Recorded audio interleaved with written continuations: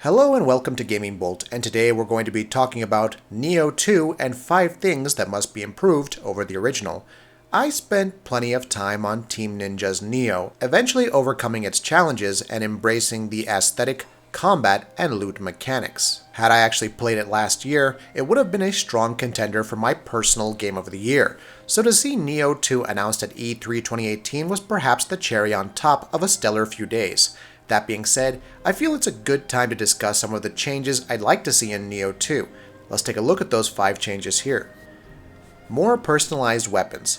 Having a loot grinding aspect in Nioh was unique, especially within the context of the Souls-like genre.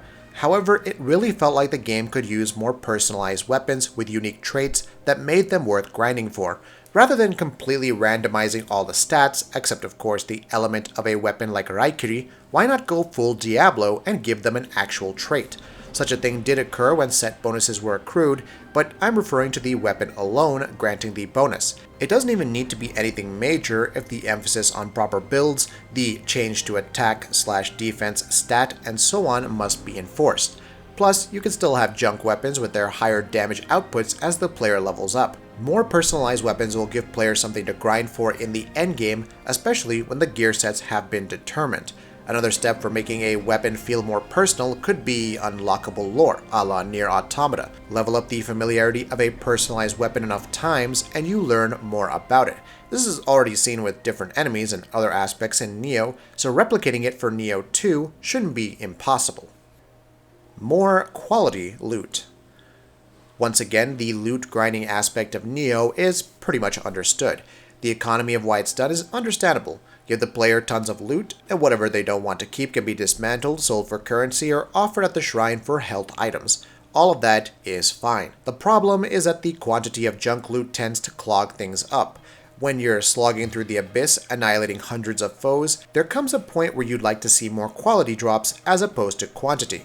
A decent fix would be to increase the quality of loot, of course. However, to further incentivize giving away any drops that players won't want to keep, have health items from the shrine be guaranteed for, say, exotic or divine weapons. The randomness of the process adds to the challenge for sure, but even if you're not going to guarantee health items to offset the reduced junk, at least increase the percentage chance of receiving these and other useful items. Would it be possible for the game to identify the weapon you're most familiar with and prioritize better drops in that category? One would certainly hope so, especially in what's effectively a classless setup. Even if the quality to quantity ratio of loot remains the same as the first game, Nioh 2 could offer better inventory management. Filters are already in the base game, but why not add the ability to group certain types together, select that group, and decide whether to offer it all up, store it, dismantle it, and so on. Even with more quality loot drops, the less scrolling through a long-running list, the better. More endgame activities. Having multiple New Game Plus options, aka ways, to maneuver through Nioh has its own appeal. Then there's the Abyss, a 100-floor endgame activity that challenges you with random modifiers for its different stages, which, when cleared, toggle off various modifiers for the boss. The Abyss is a cool, unique take on Diablo's Rift system, offering up more freedom to players who either want a challenge from bosses or a means to farm. Then there are the tougher bosses you can fight, like Yuki-onna and Nobunaga together.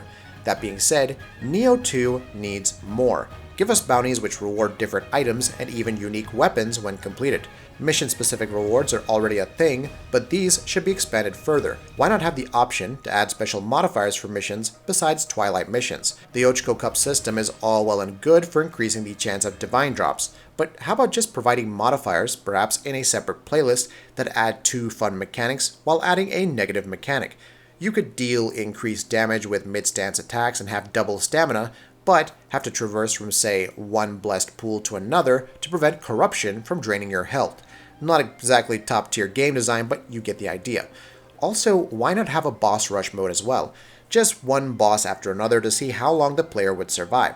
Throw in some modifiers for that, no resupplies, damage carries over, reduced living weapon recharge, and let players increase the difficulty for better drops, and maybe even some unique rewards, like the body transformations in the first game. There could even be event bosses, which players must battle for a set amount of time and deal X amount of damage. Based on the damage dealt when the event ends, rewards are doled out. Changes to current environmental design.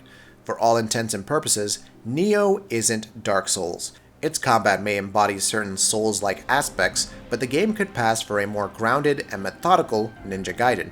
I recognize that Nioh 2 doesn't need to have interconnected areas a la Dark Souls, but it does need some changes to its environmental design. There's only so much one can do with feudal Japan, but I'd like some more variety. And not variety in terms of looks, give me different kinds of challenges.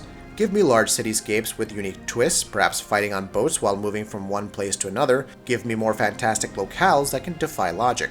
Expand the yokai realm into its own entity, providing demonic structures, cities, and denizens. In fact, why not make the guardian spirit realm a thing as well? The more interesting environments, the better. Also, while the cutscenes in Nioh were a decent break in the action, I feel there needs to be more consistent storytelling from main mission to side mission to main mission. If a more fragmented approach is what Team Ninja has in mind, then by all means. Let me piece this fantastic story together myself. Perhaps there's a happy balance somewhere between telling a story and make it all up, but I'm hoping for something that involves the player more. Build better characters to get players invested, or present fantastic lore for them to figure it out. Variety of threats. Nioh actually had some pretty decent enemy variety, but it also helped keep things fresh by adding new moves and attacks to reskin foes, thus slightly changing up the tactics required to kill them. It also doesn't hurt that the foes themselves are recognizable enough that they could be massive threats even 30 hours into the game. The Raven Tengu is one such notable and hated example. Team Ninja further expanded on the enemy types with its DLC, and it would be great if that variety could carry over into Nioh 2. However, the sequel doesn't just need more enemy types for the sake of it. It needs more variety in tactics, movesets, and scenarios where these enemies could thrive, even if enemies do end up being reskinned. Seeing more nuanced tactics emerge than before will just make the long haul that much more enjoyable. Heck, provide a new version of the Raven Tengu just to really make one reassess their priorities. That'll be it for this video. If you like what we're doing, please go ahead and subscribe, and we'll see you next time.